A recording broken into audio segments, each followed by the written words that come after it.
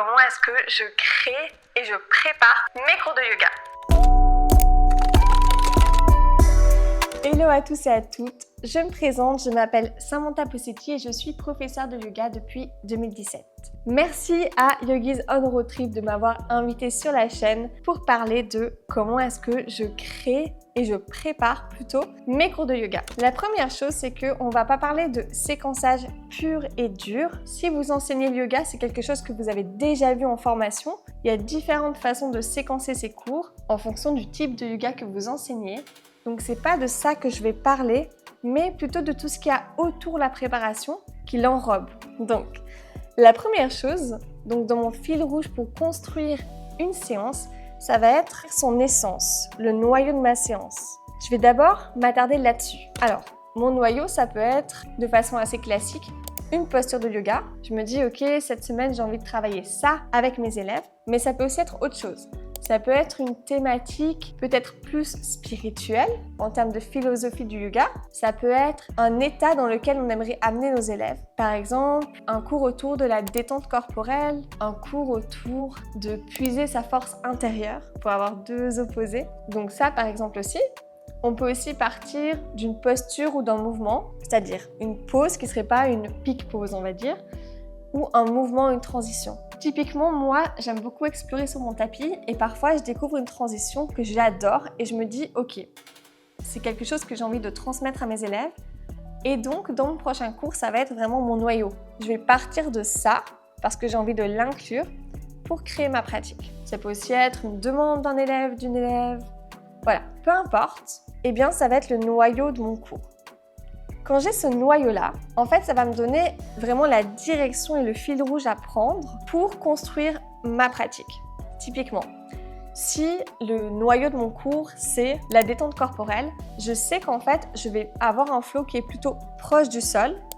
Je ne vais pas commencer à partir dans des grands guerriers, dans plein de postures debout avec beaucoup d'équilibre qui engagent fortement le corps. A contrario, si ma thématique c'est puiser sa force intérieure, eh bien là, je vais pratiquer ça et je vais éviter d'être trop proche du sol dans des postures un peu trop yin et douces.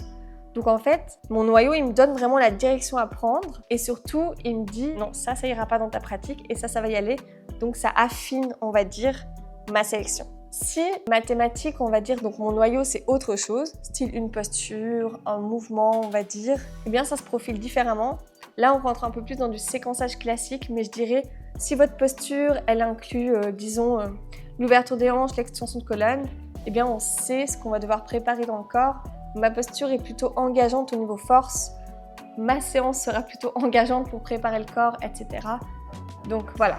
Ceci étant dit, quand je suis sur mon tapis, parce que je crée toujours mon cours sur mon tapis, ce que je vais faire, c'est que je vais aussi définir la playlist que je vais utiliser, toujours en fonction de l'énergie du cours. Ce que j'aimerais aussi vous dire, c'est que l'énergie du cours, c'est pas soit c'est doux, soit c'est dynamique. Enfin, ça peut être comme ça. Mais c'est aussi intéressant de comprendre qu'il y a plein de nuances entre ces deux et l'énergie du cours peut être totalement différente. Ça peut être une énergie fluide. Rechercher la fluidité à travers nos transitions, nos postures, la façon d'aborder la pratique. Et donc la playlist aussi, ça peut être la lenteur. Essayer de ralentir chaque mouvement pour ressentir un peu plus. Donc il y a plein d'énergies différentes qu'on peut donner à notre pratique et qui vont nous donner une direction. La playlist, pour moi, comment je la construis? Alors, en général, ce que je fais, parce que je sais que ça prend du temps de construire une playlist, moi j'ai plusieurs playlists en fonction du type de cours que j'enseigne. Par exemple, pour Slow Flow, j'en ai plusieurs, pour Vinyasa, j'en ai plusieurs, pour des workshops, ateliers, j'en ai plusieurs, et je pioche un peu dedans. J'en refais pas tout le temps, j'en fais pas une nouvelle à chaque cours, c'est hyper contraignant, ça vous prend trop de temps, et c'est pas forcément utile pour les élèves, je trouve. Donc, quand j'enseigne des cours hebdomadaires, moi j'avais une playlist par mois. Chaque mois, je me mettais sur mon tapis, ok, je crée une nouvelle playlist. Ce que je fais pour en créer une nouvelle, c'est que pendant ma pratique personnelle, souvent, je mets un peu Spotify au hasard. Ça reste toujours un peu dans les mêmes vibes, on va dire. Et en fait, dès que j'entendais une musique qui me transportait, eh bien, j'ai une playlist qui s'appelle Idées de cours, enfin idées de musique. Et en gros, je la mets dedans, tac, tac, tac. Et quand vient l'heure de créer mes playlists, eh bien, je vais fouiller dans celles que j'ai déjà créées comme ça, aléatoirement, pour que ça puisse correspondre. Donc voilà, c'est aussi pour moi une façon, parce que j'aime bien me faire emporter par la musique, on va dire, me laisser porter, quand j'ai pas d'inspiration sur mon tapis, parce que ça c'est une grosse question. En soi, préparer un cours c'est quelque chose, peut-être qu'on sait comment séquencer, on connaît le noyau de notre cours, on sait un peu, ok, la direction que ça va prendre, mais en fait il va falloir le créer ce cours-là. Et si on a un manque total d'inspiration, qu'est-ce qu'on fait? Donc moi, ce que je fais, c'est que clairement, des fois je me pose sur mon tapis, j'ai rien qui me vient, je mets des playlists en rapport avec l'énergie du cours évidemment, et ça m'aide tout de suite, parce que je suis sensible à ça. C'est pas le cas de tout le monde.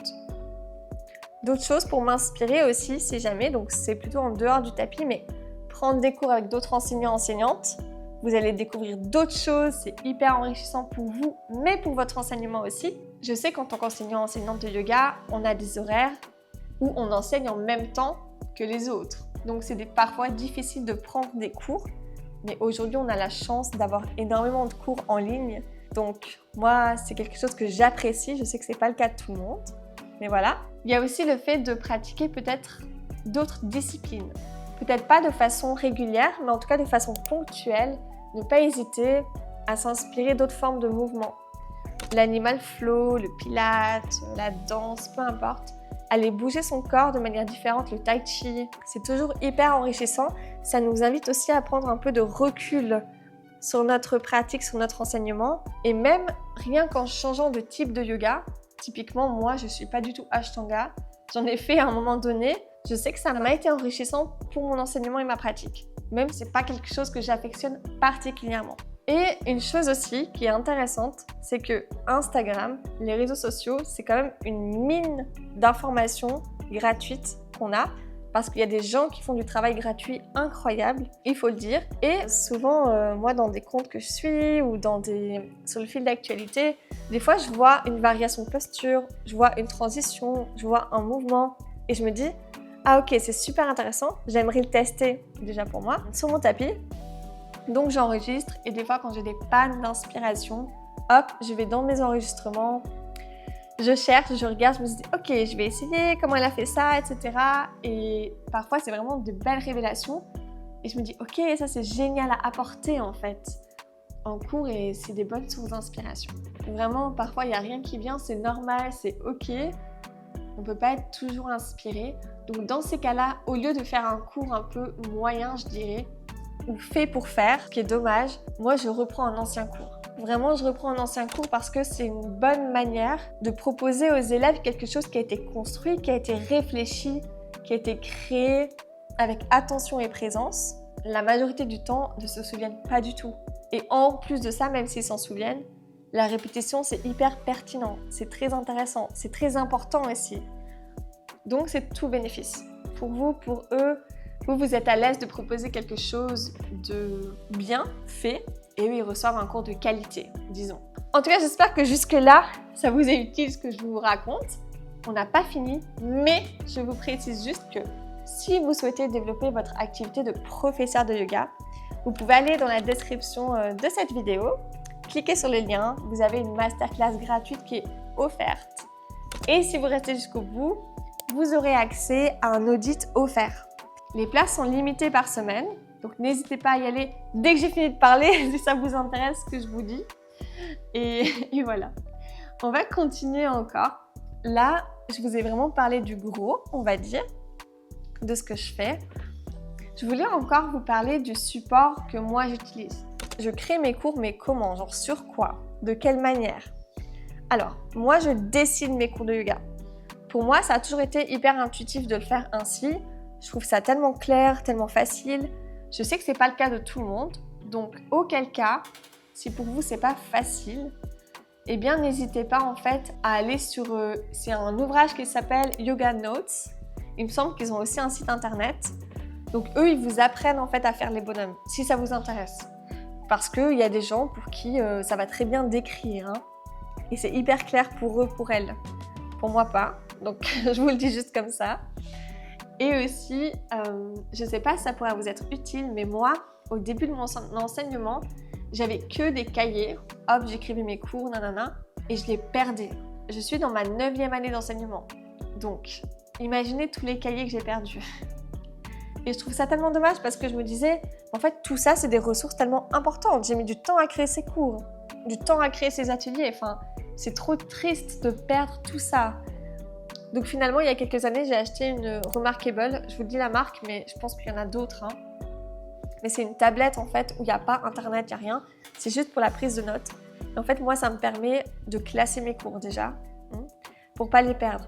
Donc typiquement, j'ai un onglet, j'ai un dossier cours hebdomadaire par exemple, et dedans je classe en fonction ouverture des hanches, extension de colonne, flexion d'épaule, enfin bref. Je classe de cette manière-là. Si j'ai des workshops aussi, je les classe dans les workshops, cours en ligne, etc., etc. Retraite, formation, voilà. J'ai aussi mes notes de formation dessus parce que je peux mettre des PDF dessus. Mais en fait, je vous dis ça parce que des fois aussi quand on est en panne d'inspiration, eh ben, on aime bien aller revoir ce qu'on a fait parce que on a créé quelque chose de façon consciente avant. Par exemple, et on ne réinvente pas la roue aussi. Donc, ce qui est efficace est toujours efficace. Par exemple, si je crée un workshop, c'est surtout pour les ateliers que je fais ça, je vais retourner dans mon petit dossier workshop et regarder, ok, qu'est-ce que j'ai fait quand j'ai donné ce workshop sur la même thématique ou qui ressemble.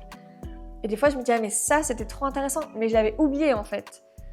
Et du coup, je peux le reprendre. Je peux reprendre des morceaux, etc. Des fois, tu peux reprendre le workshop entier, si c'était super pertinent. Parfois des modifications. Mais ça évite une perte de temps dans la préparation de cours ou d'ateliers des fois, mais qui est incroyable. Donc vraiment, même si vous faites sur des feuilles, mais essayez de ne pas perdre vos cours et n'hésitez pas à y revenir.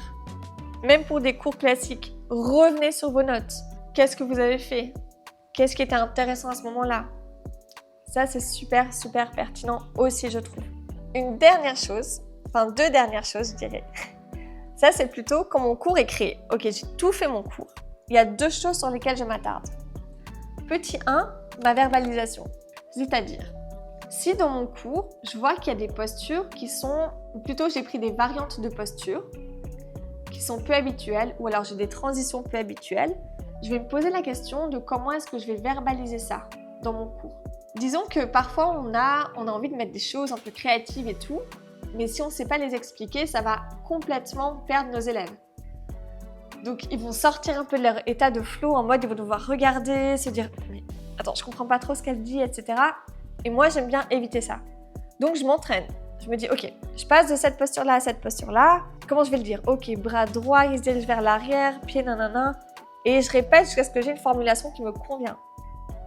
Ça m'est arrivé, je vous avoue, ne pas trouver de formulation. En fait, je n'arrivais pas, je trouvais que c'était pas clair ou quoi. J'ai facilité ma transition, clairement. Ou alors, ça m'est arrivé aussi de reprendre un cours, typiquement pour une retraite.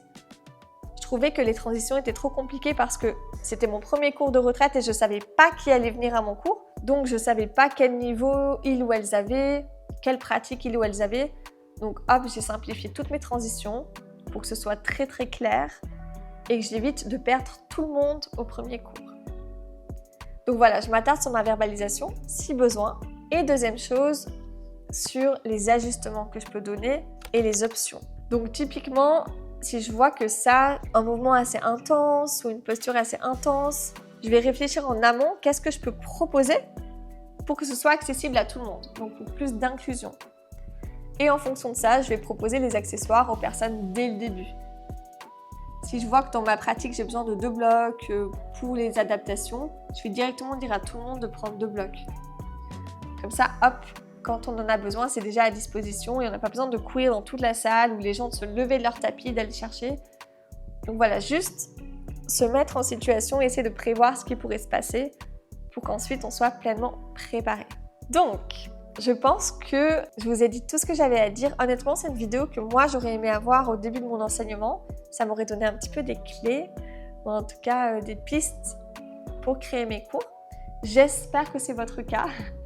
En tout cas, si la vidéo vous a plu, n'hésitez pas à liker la vidéo. Et pour soutenir la communauté Yogis on Road Trip, de suivre la chaîne. Honnêtement, il y a plein de profs qui passent. C'est hyper pertinent, hyper intéressant. Et comme ça, vous serez tenu au courant de toutes les nouvelles vidéos. Donc voilà. Merci pour votre présence, merci pour votre attention et à bientôt peut-être.